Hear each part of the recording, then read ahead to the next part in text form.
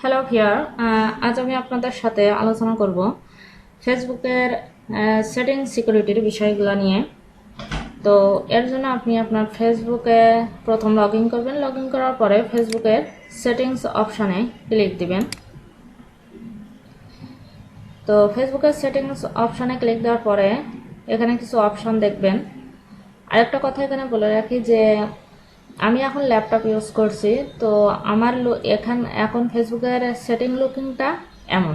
তো আপনারা যারা অন্য কোনো ডিভাইস ইউজ করবেন ফেসবুকের জন্য, তো আপনাদের লুকিংটা এমন নাও থাকতে পারে, বাট অপশানগুলো একই থাকবে। তো আপনি এখানে দেখেন, প্রথমে এখানে যে জেনারেলের ভিতরে নেম অপশান আছে। তো নেম আপনি চাইলে নেমটা চেঞ্জ করতে পারবেন। এর জন্য আপনার এডিটে ক্লিক দিতে হবে।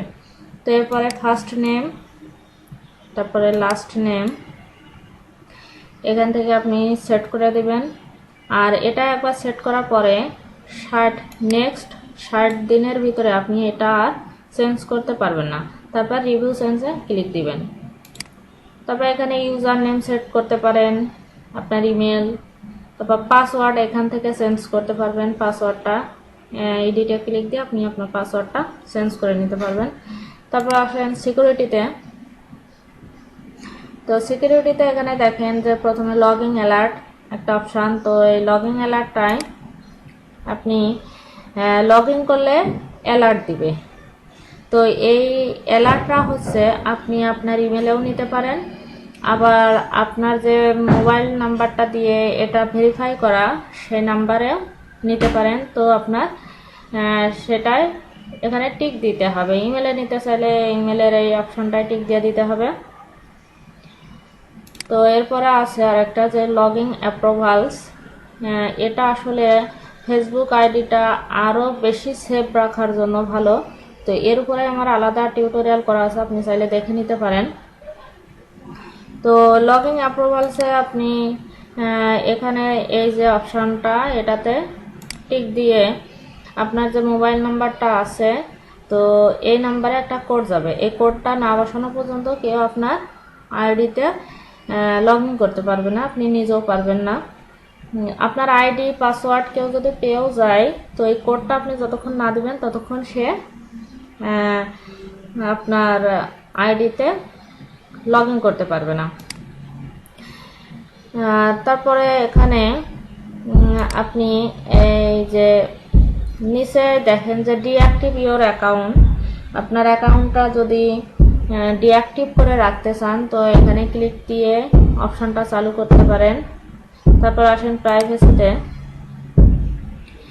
প্রাইভেসিতে দেখেন হু ক্যান সি মাই স্টাফ, আপনার স্টাফ কে কে দেখতে পারবে সে অপশনটা এখানে পাবলিক করা আছে। আপনি চাইলে এখান থেকে চেঞ্জ করে নিতে পারেন।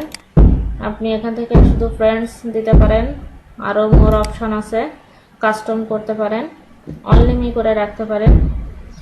এখান থেকে আপনি এটা চেঞ্জ করতে পারবেন। তারপর আপনাকে কে কে ফ্রেন্ড রিকোয়েস্ট পাঠাইতে পারবে সে অপশনটা এখানে এভরিওয়ান করা আছে।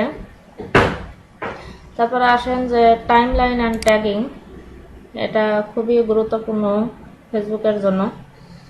তো who can add things to my timeline, আপনি ছাড়া আপনার টাইম লাইনটা আর কে ইউজ করবে সেই অপশানটা। আপনার টাইম লাইন অন্য কেউ তার ছবি পোস্ট করতে পারে। তো আপনি চাচ্ছেন যে আপনার টাইম লাইনটা আপনি শুধু একা ইউজ করবেন, তো সেক্ষেত্রে অনলিমিট করে রাখতে হবে। আর যদি পাবলিক করে রাখেন তাও সেই অপশানগুলো এখানে পাবেন। পাবলিক না, সরি, এখানে অনলাইন এবং ফ্রেন্ডস এই দুইটা অপশান আছে। তো আপনি চাইলে ফ্রেন্ডস করেও রাখতে পারেন, যে আপনার যারা ফ্রেন্ডস আছে তারা আপনার ট্যাগ করলো। আর আর এখানে আরেকটা অপশান আছে, আপনি চাইলে এখানে রিভিউ নিতে পারেন, যে সে আপনার রিভিউ ছাড়া কেউ এটা আপনার টাইম লাইনে দেখাতে পারবে না। সেক্ষেত্রে এটা আপনার ইনাবেল করে অন করে রাখতে হবে।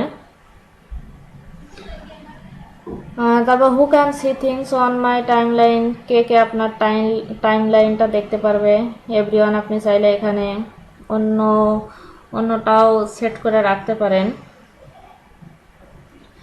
তো আমি যে বিষয়গুলো দেখালাম আসলে এগুলো খুবই ইম্পর্টেন্ট, এই ফেসবুক সেটিংস এর এই বিষয়গুলা। তো এগুলা করলে আপনি অনেক দিক থেকেই সেফ থাকবেন ফেসবুকের জন্য। তো আশা করি আমার এই টিউটোরিয়ালটা আপনাদের কাজে লাগবে। আর এতক্ষণ আমার টিউটোরিয়াল দেখার জন্য সকলকে ধন্যবাদ।